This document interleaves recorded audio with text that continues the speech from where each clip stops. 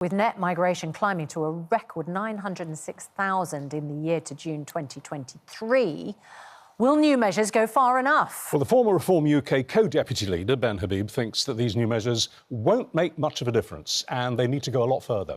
And Dr Sonia Adesara, who is a GP, says that foreign workers are crucial to our healthcare system and we should support them working here. Well, Ben, let's start with you. OK, you write the script. What would you, in your ideal world, have liked to hear the Prime Minister saying at 8:30 this morning? Well, he hasn't mentioned the crucial element here, which is what's happening to our domestic workforce. Why is it that we've got 7 million people in this country, that's nearly 25% of the British workforce, on universal credit?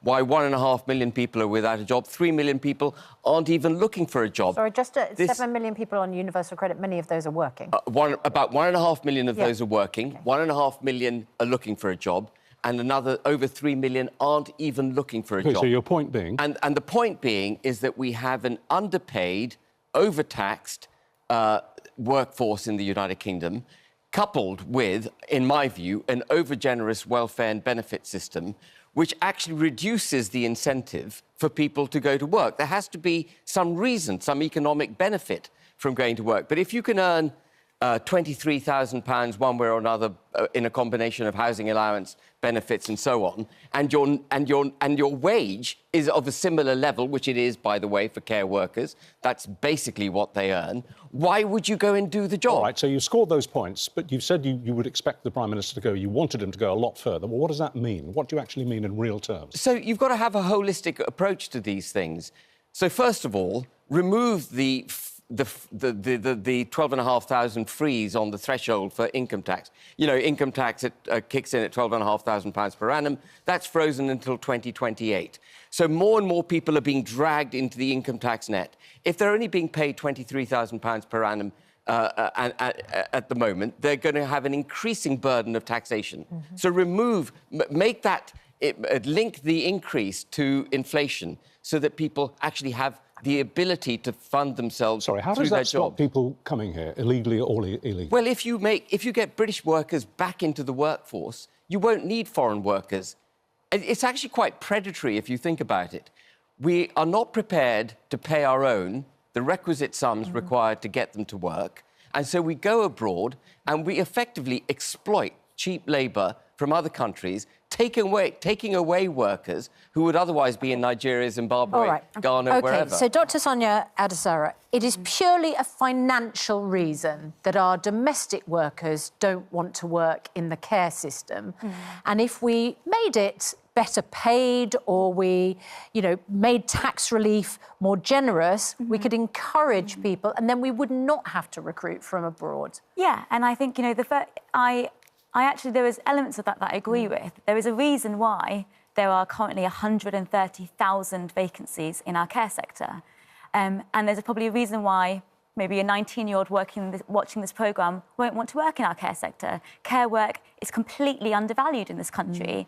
It's I really sort of reject calling it low-skilled work. It takes a lot of skill to be a care worker. It's physically and emotionally hard work. It's long hours, really, really poorly paid and lack of career progression. So I understand why people don't want to work in our care sector. Now, stopping people from overseas coming to work in our care sector, which the government is saying that they're going to do, could have immense negative consequences to our care sector when we have such severe vacancies rates. And we're going to need an extra 500,000 care workers in the sector over the next 10 years due to demographic change. So I think this policy could be potentially very dangerous and is extremely short-sighted. And to fix the problems in our care sector, we need to make it a sector where people want to work in, and we need to reform the care sector. How do you do that? And that's the issue. How do you make people want to work in a sector which, as you say, is very challenging?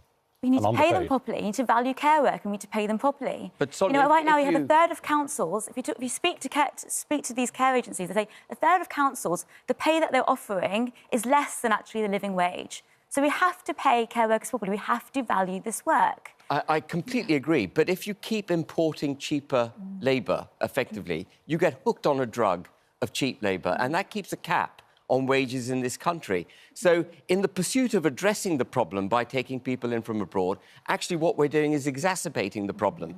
In 2023, we took in 105,000 care workers from abroad.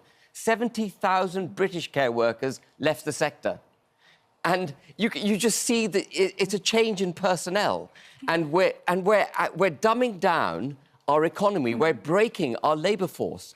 And the Prime Minister needs to wake up to the overall economic impact of a broader set of policies that this government's been following. He seems to be saying that we've become addicted to... We are addicted. Cheap foreign labour. The care sector have repeatedly said this, because actually recruiting from abroad is not easy. But they repeatedly say they're being forced to recruit from abroad because the vacancy rates are so high. So the first thing that we have to do is make care work something where people want to work in. And then we wouldn't have these vacancy rates. We wouldn't be forced to work from abroad. And I guess my fear here, and I think we were talking about this in the green room, that there seems to be a policy that's quite knee-jerk from the elections last week. And I actually understand why people voted reform. People are angry and people are fed up for a lot of the reasons that you said, because I see this in my workplace. I have many patients who are working two jobs and can't pay the bills. I have families living in poverty. I have children living in houses with damp who are getting ill and coming to see me. We have elderly people debilitated by pain who can't leave the house waiting 2 years for a waiting list. And they want someone to blame. In this country are fed up and angry and fed up of broken promises from politicians years and years. And the problem with a policy like this is that, yes, today, it may give you good headlines today, but in 5 years down the line, when your elderly mother doesn't have the carer that they need, when our care system is still on its knees, then people will be increasingly angry. And this policy is not going to fix our care sector. Well, I it's think... actually potentially going to make this care sector worse and make problems in our care system worse. Both of you in very strong arguments, and we'll leave it to you to decide at home what you make of them. And in just over an hour's time, we will hear what the Prime Minister has to say about immigration, but incredibly good testimony from both of you on and interesting how you both agreed pretty much on the central tenets here. And just to say, it's not just a statement from the Prime Minister at 8:30, he will be questioned. And can I just say one more thing? Including our own reporter. The Prime Minister hasn't touched on any of the things Sonia and I have addressed.